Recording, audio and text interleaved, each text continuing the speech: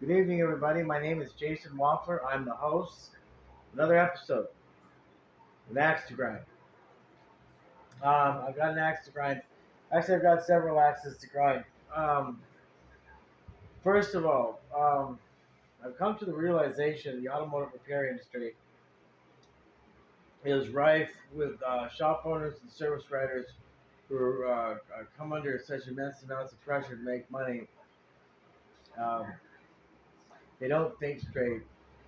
They don't recognize talent when it comes along. And they don't respond to pressure very well. Um, a guy named Chuck Swift, who runs AG Automotive out of Reseda, which is Northern California. Um, I got to tell you, he's a real piece of work. I don't really care if he responds to this video or not. There are a lot of people talking. He fired me for no apparent reason. I've noticed something, a common strain between shop owners and service writers, most of them anyway, is that they're complete assholes. They, um, I don't know, they set unusually high standards. They all usually kind of want to single me out. In 7 days I worked for the guy, I made the shop over $3,000. In 7 days, I made $3,000 in the shop. That's nearly $300. No, no, excuse me. For over 10 days, I have $300 an hour. So seven goes into. I don't know how you.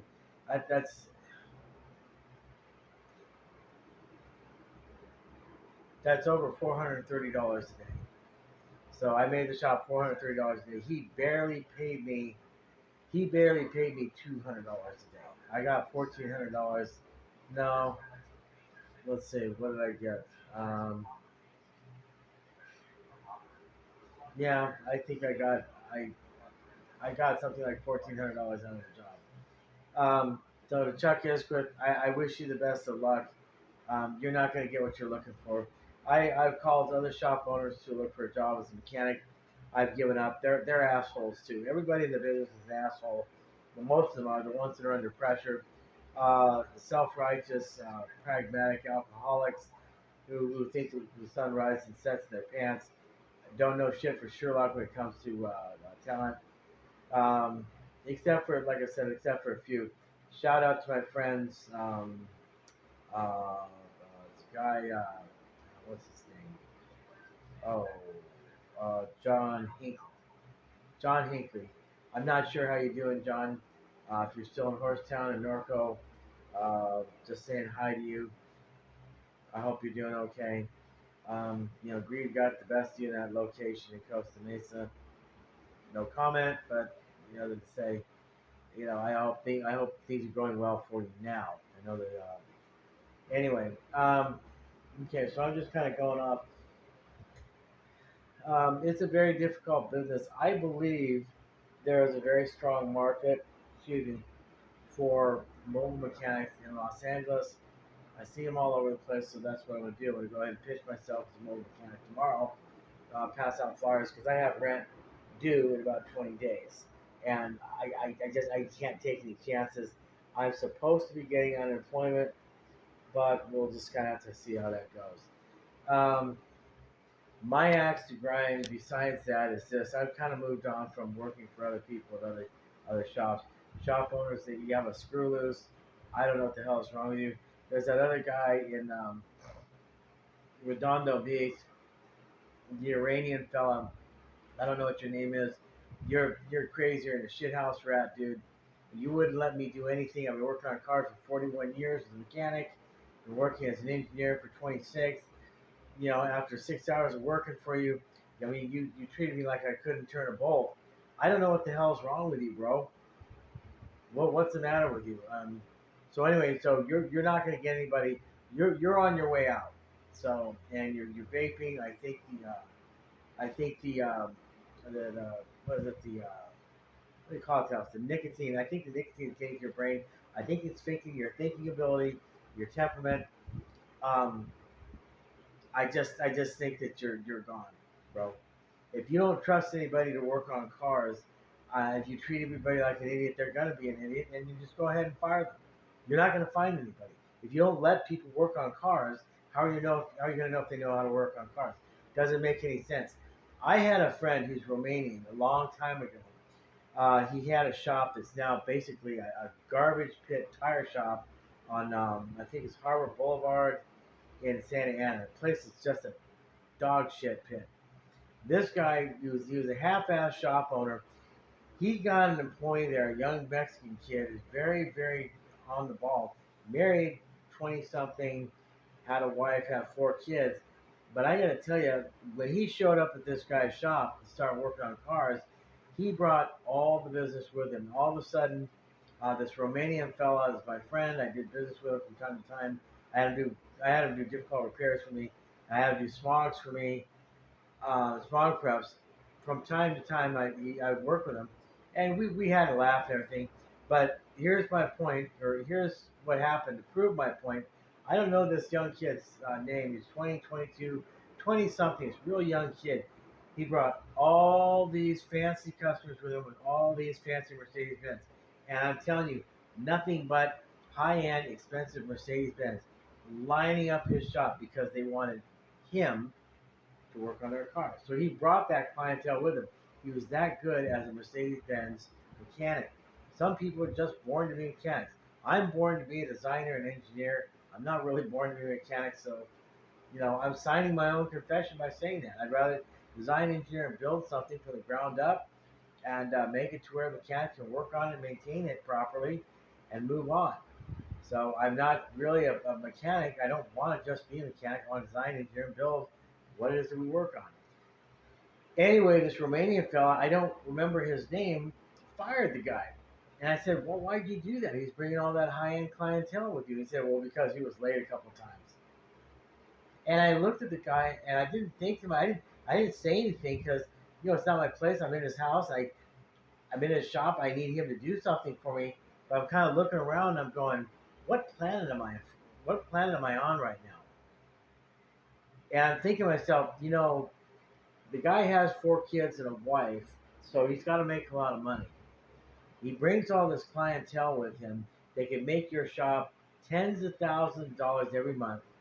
But to make the decision to fire him because he's late for work.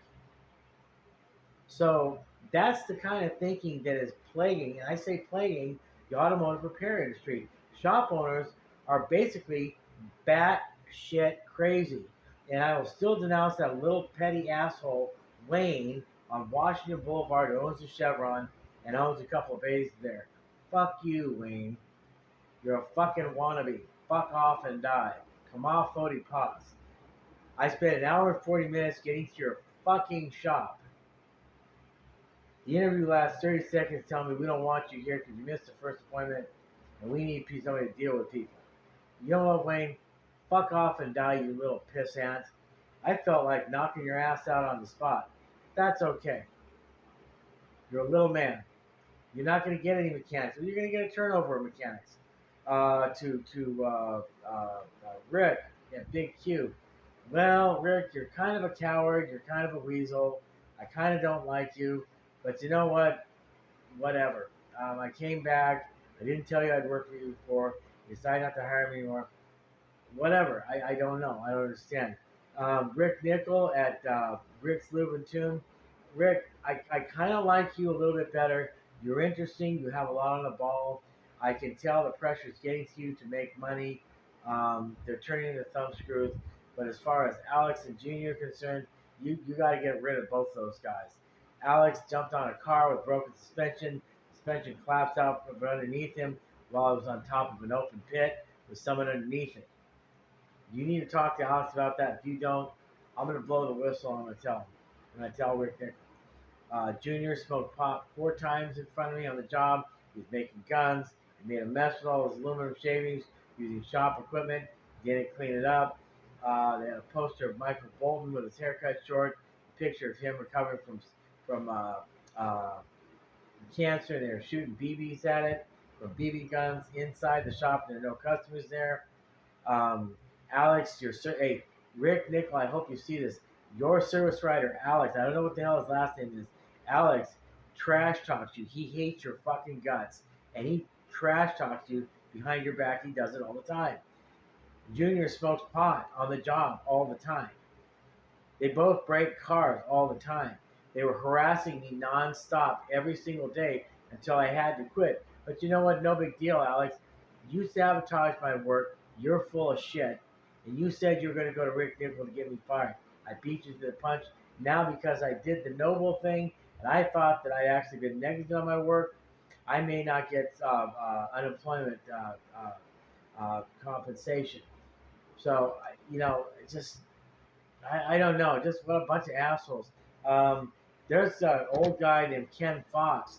Ken Fox owned before it changed ownership. Ken Fox owned Fox Service Center. It was a strip shop right next to the gas station, the corner of Orange Thorpe and another street that I can't name in Fullerton. And Ken Fox, he expects me to read his mind and know all his what is it? His inconsistent rules for the shop. He looked at me, and said, why'd you remember to do something like that? Well, you never told me. And he looked at me and said, do you want me to hit you? And I'm thinking to myself, this is the guy that signs my paycheck, so maybe I should keep my mouth shut. But I didn't stay there either. Didn't like the place. What is it? The place on Pacific Coast Highway, Laguna Beach, owned by the scrappy kid, the Midas. I kind of like the guy, but you know what? He really didn't have a reason for firing me again. Then there was Herb's Garage, Judy, run by Judy, the service writer. Judy, fuck you. You're a fucking bitch. Fuck off and die. I guess I'm a nice person who's unassuming, doesn't act like a drunken motherfucker, egotistical, that goes around scaring people and talking shit. 41 years working on cars. I know more than kids half my age working on cars in there. I fixed my own car over the weekend. Damn thing had a short.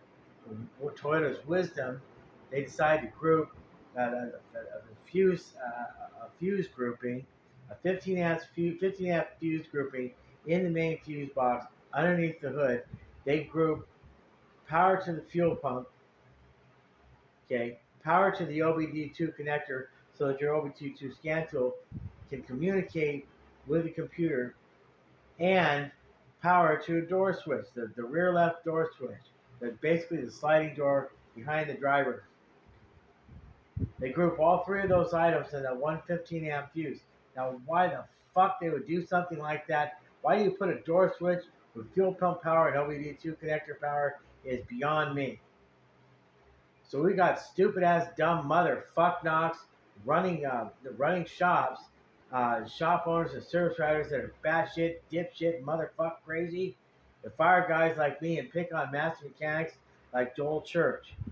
Fuck you. Fuck every one of you. And then we got dipshit, dumbass, motherfuck, two-bit nitwits at Toyota of North America that group a door switch, OBD2 connector, and fuel pump power to the same fucking fuse. What the fuck? So I like my little Toyota Sienna. It's got a fantastic engine. That V6 sings and dances. It is a 500,000 mile engine. The transmission is wonderful. You know why? Because I change the fluid in that transmission as often as I change the oil and filter in the vehicle. Almost as often. I change the transmission fluid every 6,000 miles. I change the engine oil and filter every 3. The car's got 178,000 miles on it. It sings. Transmission and engine work perfectly. Knock on solid plastic. Okay? But the door switch decided that the internal insulation wore out. It sent all that power straight to the frame of the vehicle. Okay? So they use a little paper thin plastic insulator. The door switch goes back and forth. Eventually, it pops through the insulator. The insulator rubs and rubs away the material, and then it just sends full power to the frame of the vehicle. Well, guess what? That pops a 15 amp fuse, so the fuel pump won't run. I tried to start the vehicle, it won't start without fuel. I ran the battery down. So I got it fixed out. I learned another way to find a fuse. It's destructive, it's dangerous, but it works. So I'll tell you about that later. Then I go to a shout out to my folks at, by the way, this isn't all about complaining. Shout out to my folks at O'Reilly on the corner of Florence and Hoover. You guys rock. Oh, wait a minute. Is that Florence and Hoover? No, excuse me. Florence and Vermont in Yale Super Shopping Center. You folks are fantastic. Go to O'Reilly's. Avoid AutoZone like the plague. I went to the AutoZone in Crenshaw Center, same center where my car broke down. I asked him to charge my battery. The stupid little Hispanic motherfucker and his girlfriend, he just kept shutting me down at every turn. Let's aggravate the white guy and see how rude we can get, and then we can verify the politician trying to win our vote with the emotional, religious angle. Telling all the Hispanic community the white people are rude and they don't care about your lives, so we're not going to charge his battery up.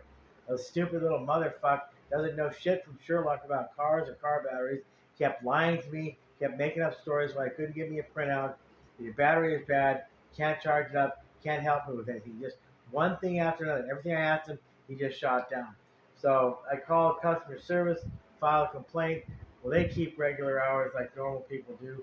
So I'm still going to call AutoZone customer service, file a complaint. So same as I do about rude workers at Harbor Freight. Familiarity breeds contempt. I don't give a shit if you like me or not. You're a working professional. Bring your fucking game face. Leave your fucking feelings at home. Ladies, if you're menstruating, stay home. I had one woman employee, and you know what? I gave her an infinite number of sick days. You can take as many sick days as you want because women are plagued with all sorts of medical and biological crap that men don't know about. Give them some room. That's fine. Don't come to work with an attitude. Stay home. I'll give you the day off. Oh, hell, I'll give you the day off with pay if you don't chase customers away. That's my message to women, all women employees that I'm ever going to have. If you're not feeling good, you're not in the mood to deal with customers, just stay home. Whatever you're paying your monthly bill, just stay home until you feel better and you're in a people person mood. Be happy to have you back. I'll give you as many sick days as you want because women get the shit beaten out of them by their own bodies. And I understand. But don't bring your fucking attitude with you. I'm sick of this shit. So I'm filing a complaint about AutoZone. So anyway, okay, so I don't complain about everything. Now here's a compliment. Lady in the car was watching me the whole time fixing my vehicle, busting my ass. I had the whole thing torn up, including the carpet. I went through and cleaned it back up while the battery was being charged. I mean, AutoZone, I guess, did do me a favor. Um, and I was thinking to myself, what am I doing spending all this time cleaning up this car? I'm not sure if I had it fixed. And I kept going through my head thinking, if I abridge the fuse with a straight piece of wire, you're gonna get the source. You're gonna get the wire that's going to the source directly to the source of the source of the short to ground. You're gonna get the wire to burn. That's basic physics. And guess what? I traced that wire down, the one that burnt that caused all the smoke. My friend Mike saw when I got the car running the night before, but that's after abridging the fuse socket, the piece of wire, which you're not supposed to do, and it caused the wire going to the culprit to burn and melt. Identified it, went straight to that door switch.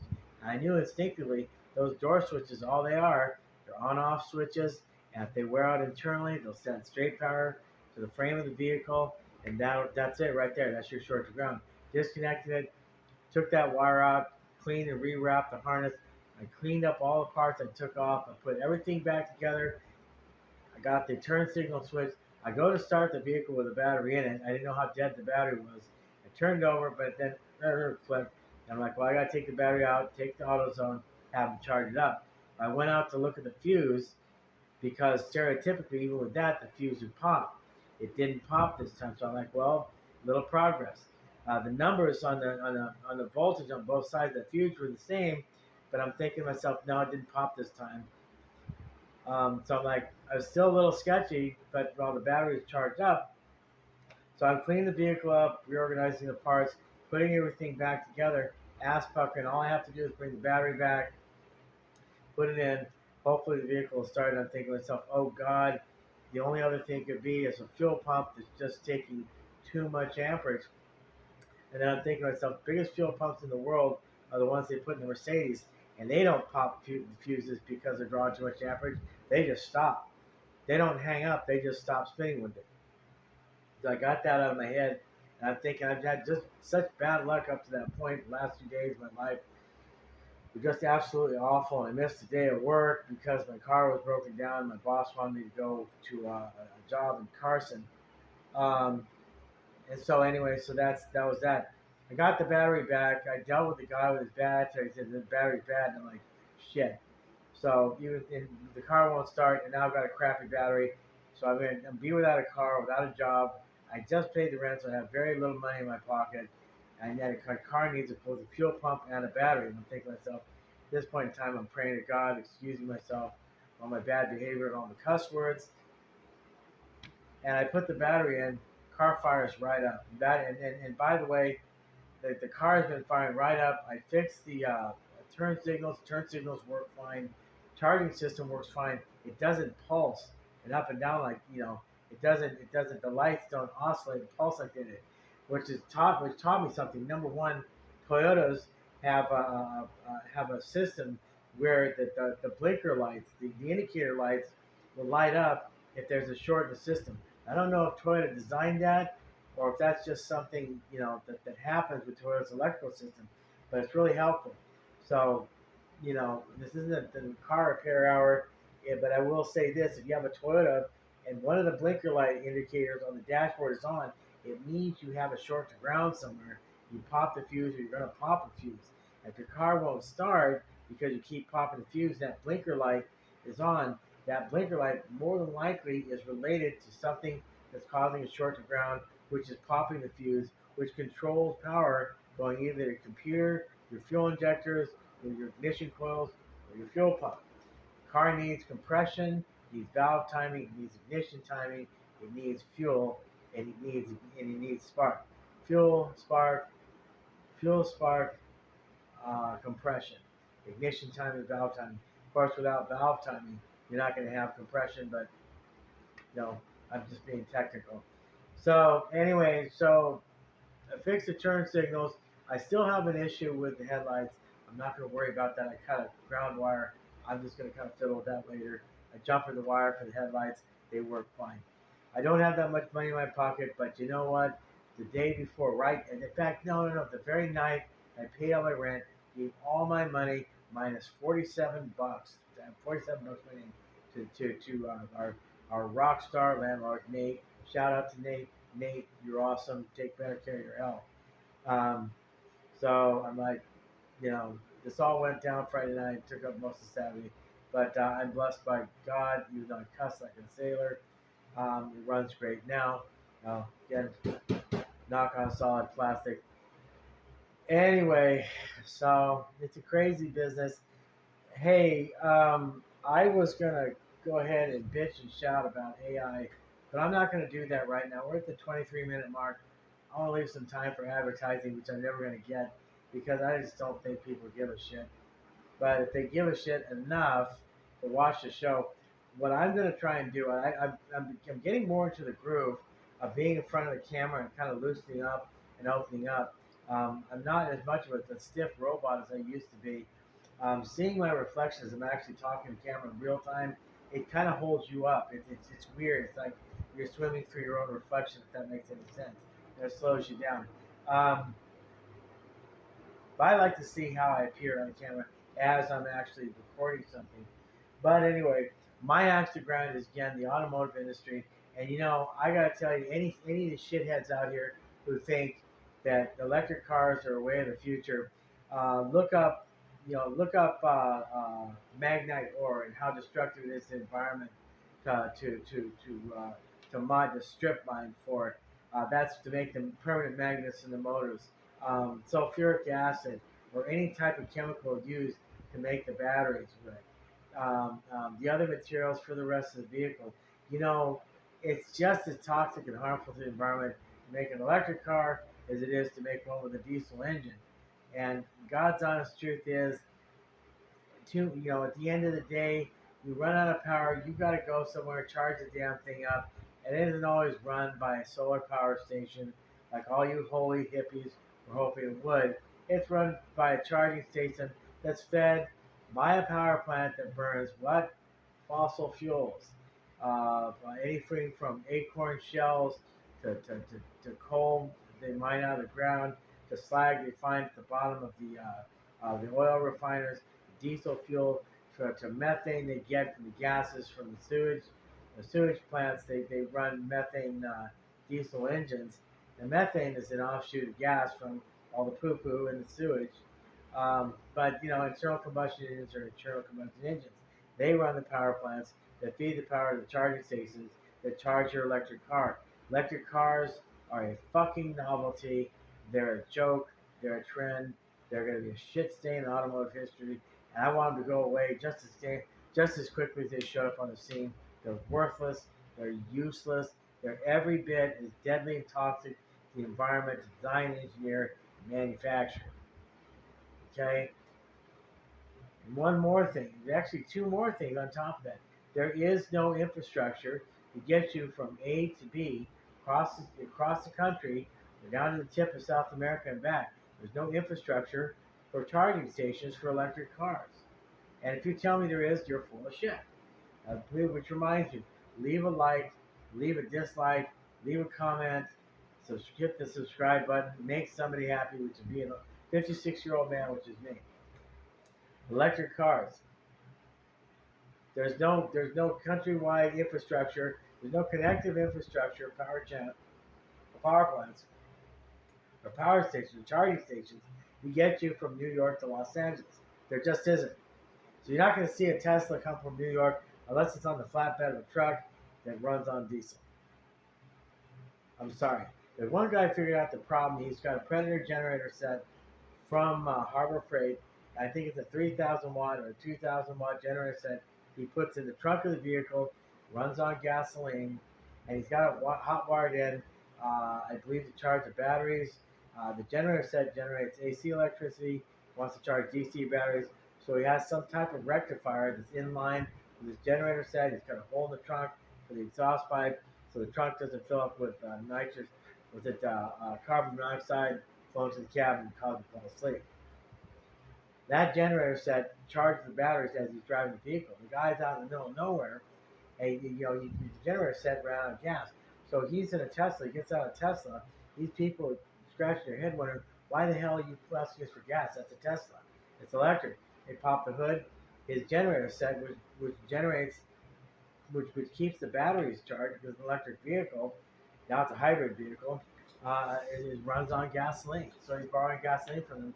So after the generator set, the charging battery set, we can keep driving the vehicle.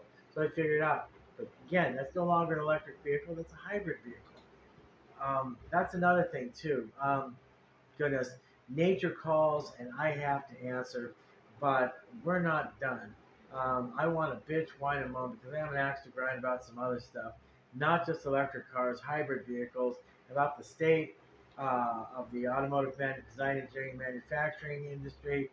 I'm more inclined than ever to write a book called Stupid Fucks, which refers to why the automotive industry is failing wholesale. But you know what? I got to make the time for that. I get around to it. I got other books to write.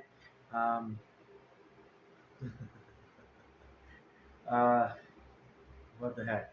I'm sorry. I really do have to use the little voice room, so I got to go. We're at the 28-minute mark. This has worked out just great. My name is Jason Wampler. Exercise your right to freedom of speech. The founding fathers have fought, died, and bled for. And do that by leaving a comment in the comment section. Hit the like, hit the subscribe. Hey, you know what? Leave a comment telling me you hate my guts, you don't like my haircut, and I wear stupid shirts. You think I need to lose weight? Stop using too much cuss words. Be more assertive. Be less assertive. More politically correct. Less liberal and effeminate. Change my personality. Change my eye color. Leave a comment. I just want to hear from you guys. The human connection. Exercise your right to free speech. I want to hear from you. I'm going to shoot myself in black and white. Nobody wants to see me in color. I don't get any views if these shows are published and uploaded on YouTube in color. Nobody wants to see me in color. Everybody wants to see me in black and white. So I give the people what they want. Anyway, my name is Jason Wampler. There's been another episode of AnAxeToGrind. Talk to you later.